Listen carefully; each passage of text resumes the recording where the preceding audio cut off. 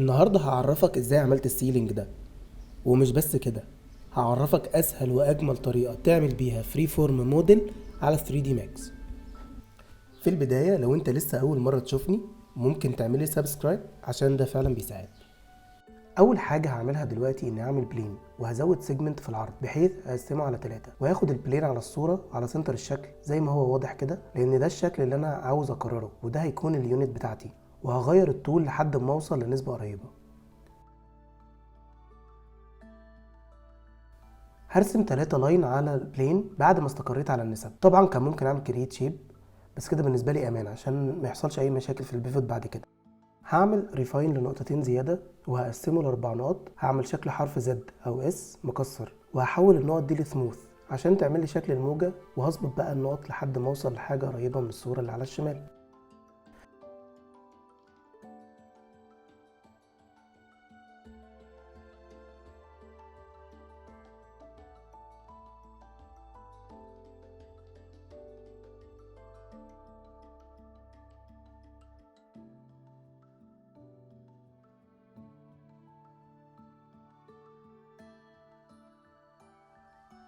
خد بالك بقى، ركز معايا. انا هعمل اتاتش للثلاث خطوط دول وبعدين هخلي كل واحد فيهم في نفس عدد النقط. طب ليه؟ ده هنعرفه واحنا شغالين. عملت الاربع نقط، جميل جدا. بالاكسس كونسترينز بقى خليهم الايند كل نقطه قدام الثانيه.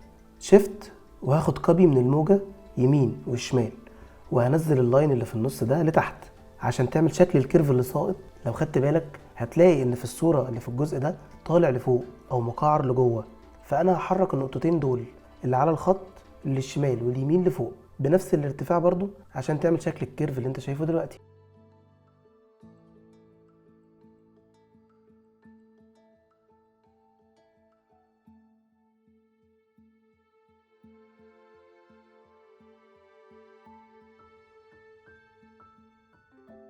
دلوقتي هعمل دي اتاتش لكل خط لوحده وبعدين هعمل ليهم اتاتش تاني.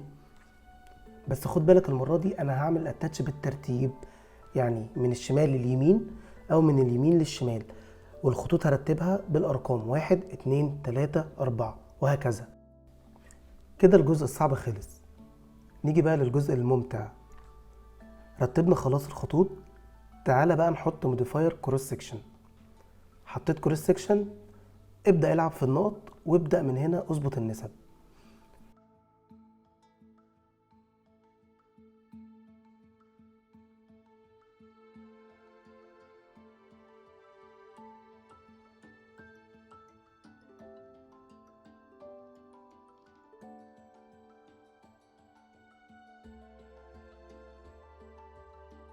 خدت كوبي انستنس لليونت وهظبط التكراريه، يعني خلاص خدت اليونت وهبدا اظبط التكراريه بتاعتها لانها في الاول وفي الاخر وحده هتتكرر معايا.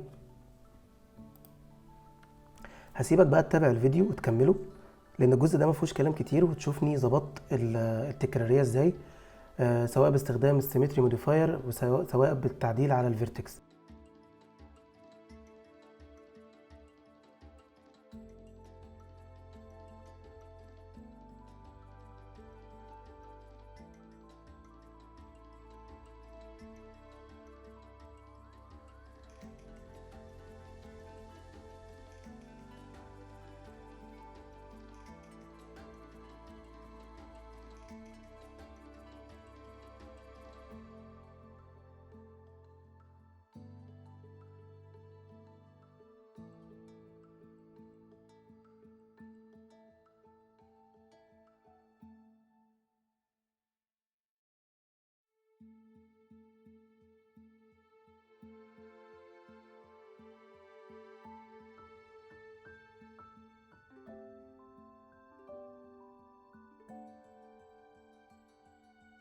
طبعا كده تقريبا انا وصلت للشكل النهائي. الباقي حاجات بسيطة جدا. كل اللي انا هعمله هو اني اخش على قائمة الموديلنج واختار البوليجون موديلنج واختار منها قائمة الايديت او الجنريت توبولوجي.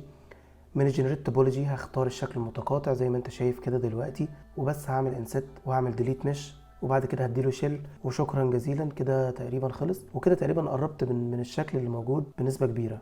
طبعا لو وصلت لحد النقطة دي في الفيديو انا حابب اشكرك جدا لان انت حد عاوز يستفيد ويتعلم. طبعا لو انت عايز برضو تدعمني يكفيني بس اشتراكك واللايك بتاعك. وهنتظر منك التطبيق، واي طلبات ممكن تحتاجها ممكن تكتبها لي في الكومنتات، واول ما الاقي وقت فاضي على طول هتلاقيني بعمل فيديو وبنزله سواء هنا او على الانستجرام. شكرا جزيلا.